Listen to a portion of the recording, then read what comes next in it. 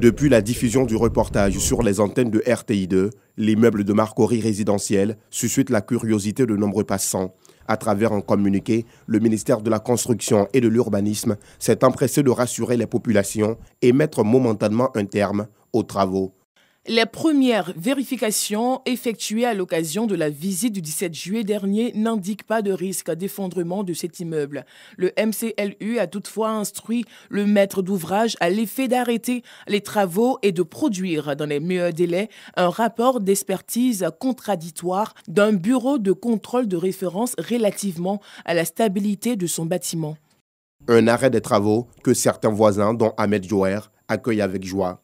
On l'accueille avec soulagement, bien sûr, puisque nos préoccupations seront prises en compte par ce communiqué. Nous faisons confiance au ministère de la Construction de continuer à faire des contrôles plus rigoureux et plus réguliers pour la sécurité des biens et des immeubles dans le voisinage pour ne pas qu'il y ait de problèmes. Mathieu Yeo est le responsable technique du chantier de construction de l'immeuble. Il accueille aussi avec joie la décision du ministère de la Construction et de l'Urbanisme de soumettre le bâtiment à une expertise contradictoire d'un bureau de contrôle de référence relativement à sa stabilité. Ce document, c'est après, quand le bâtiment est achevé, il y a des entités sur le plan national. Eux, ils sont spécialisés à faire des rapports de stabilité. Et vous l'avez déjà fait? Non, puisque c'est maintenant le ministère nous a demandé, donc la demande en cours. Cette décision du ministère expliquée à la Direction générale de la construction, de la maintenance et de l'architecture. Après cette expertise, si l'expertise atteste que le bâtiment a été exécuté dans les règles de l'art, naturellement le propriétaire sera autorisé à poursuivre ses travaux. Mais si ce n'est pas le cas, parce qu'une expertise va proposer aussi des mesures correctives, des solutions. Donc, sur la base du rapport, je pense que le ministère avisera et prendra ses responsabilités. Face au débat que suscite la construction de ce bâtiment, M. Ouamessou, directeur général de la construction, de la maintenance et de l'architecture, apporte quelques précisions. Quand on regarde le bâtiment, en apparence, le bâtiment ne présente aucun signe d'effondrement. Il y a une expertise qui atteste que le bâtiment a été exécuté dans les règles de l'art. Mais sur quoi nous, ministère de la Construction, on va se fonder pour démolir ce bâtiment? Non. Nous attendons les résultats de la deuxième expertise. Et si l'expertise dit autre chose, à ce moment-là, on avisera. Effectivement, il y a eu des fissures dans la clôture qui sépare le bâtiment plus neuf du bâtiment voisin côté droit. Mais là, à ce niveau-là, il est bon de vous dire tout de suite que les deux parties sont en justice. C'est un dossier qui est pendant au niveau de la justice. Ils sont même au niveau du Conseil d'État. Les informations que j'ai pu recueillir des deux parties montrent clairement que le propriétaire ne refuse pas de faire les réparations. Parce qu'en matière de construction, il est important aussi de dire, quand vous construisez, vous devez prendre les dispositions, les précautions techniques pour sécuriser le voisinage et même mieux les ouvriers même qui sont à la tâche. C'est important. Et quand il y a des dégâts, vous êtes tenu de réparer ces dégâts-là. Ça, c'est la réglementation en vigueur en matière de construction qui le dit. Pour l'heure, sur le site, les travaux sont à l'arrêt. Aucune présence de manœuvre, aucune machine en marche. Vous avez ouvert les travaux de la 23e édition du week-end des Ébolies 2021. Le coup d'envoi de la 23e édition du prix Ebouni est lancé. L'information a été donnée par le directeur général du port autonome d'Abidjan ce jeudi 29 juillet 2021 au cours de la cérémonie de lancement à la Maison de la Presse dans la commune du Plateau. Le président de l'Union nationale des journalistes de Côte d'Ivoire, UNJCI, a annoncé de nouvelles innovations pour cette 23e édition. Nous allons continuer toujours sur les innovations que nous avons déjà entamées l'année dernière. Le week-end déjà en lui-même est une innovation. Le panel en tout cas des experts et des intellectuels sera aussi une innovation. En plus de cela, il y aura par exemple un prix sectoriel pour la cohésion nationale et la réconciliation nationale. Nous allons changer le lieu de discussion, une visite à la résidence du père fondateur, une visite aussi dans ses plantations. Thème retenu, journalisme et fake news, défi ou défiance. Parrain de la cérémonie de lancement, le directeur général du port autonome d'Abidjan invite les entreprises de presse à travailler davantage pour relever les défis du numérique. Nous sommes là parce que le thème nous interpelle tous. Quand vous comprenez un peu le rôle de la presse dans nos sociétés et à s'imaginer que cette presse-là puisse être gangrénée, c'est inquiétant. C'est inquiétant, c'est donc bon que tous ensemble et avec d'autres personnes, nous travaillons à ce que le milieu soit assaini, soit mieux structuré pour que ce que les gens reçoivent comme information soit vrai. Les fake news aujourd'hui, c'est vraiment une véritable gangrène. La 23e nuit de la communication est un prix d'excellence qui récompense chaque année les meilleurs journalistes ivoiriens. Elle va se tenir les 17, 18 et 19 décembre 2021 à l'hôtel président de Yamoussoukro. La date des dépôts des productions sera communiquée ultérieurement. Le prix du Super Ebony 2021, une voiture flambant neuve et bien d'autres lots.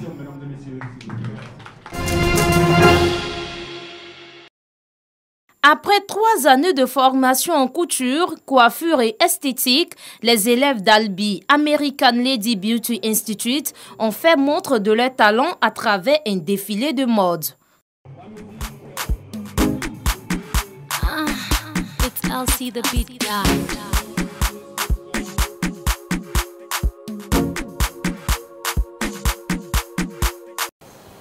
Le cycle normal est de 3 ans et il y a le cycle accéléré qui est vraiment intensif, qui est de 1 an, pour montrer aux parents et aux amis, aux différents même instituts sur la place, le travail des esthéticiennes qui a été abattu. L'initiative est de l'AIA, Agence internationale africaine et ses partenaires. Elle vise à inviter les opérateurs économiques et les institutions à investir dans le domaine de la mode. Ce défilé répond aux objectifs des parents, qui est de savoir ce que leurs enfants ont appris pendant leur durée de formation.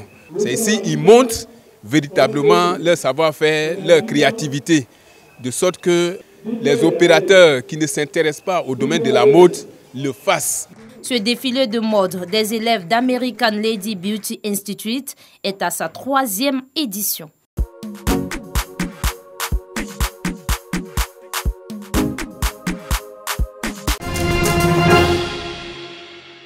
Neuf communes du district d'Abidjan prendront part à la 2e édition des Olympiades K-Event autour du thème civisme et réconciliation par le sport. Au menu, 3 disciplines sportives, le maracana, le basketball et le handball. Cette année, l'innovation, c'est l'introduction d'une discipline culturelle portant sur la sensibilisation au civisme. Séduit par le thème et attaché aux valeurs du civisme, le ministre de la promotion de la bonne gouvernance, du renforcement des capacités et de la lutte contre la corruption, Epiphane Zorobi, a accepté de parrainer l'événement. Toutes les activités qui vont être initiées à travers ces Olympiades vont être des opportunités pour diffuser ces valeurs de citoyenneté, de loyauté, de discipline, de patriotisme à l'ensemble de nos populations. Plus de 200 athlètes et encadreurs défendront leur commune du 24 au 28 août 2021 au Palais des Sports de Treichville. C'est doublement important pour nous.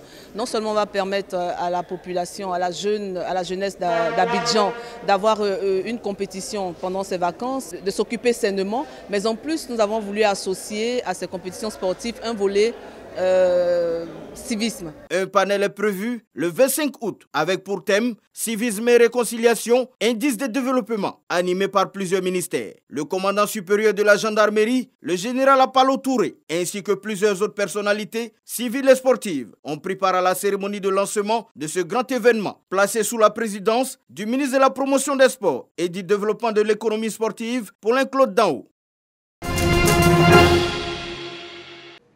France Strasbourg. Les patients sont plus jeunes et pas vaccinés. Les services de réanimation se préparent à une nouvelle vague. On se situe à un moment où nous avons terminé la 3e vague et nous voyons arriver à nouveau des patients.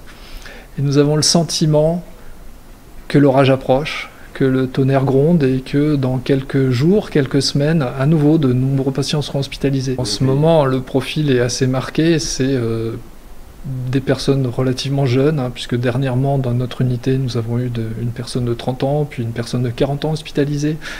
Et surtout systématiquement, c'était des patients qui n'étaient pas vaccinés.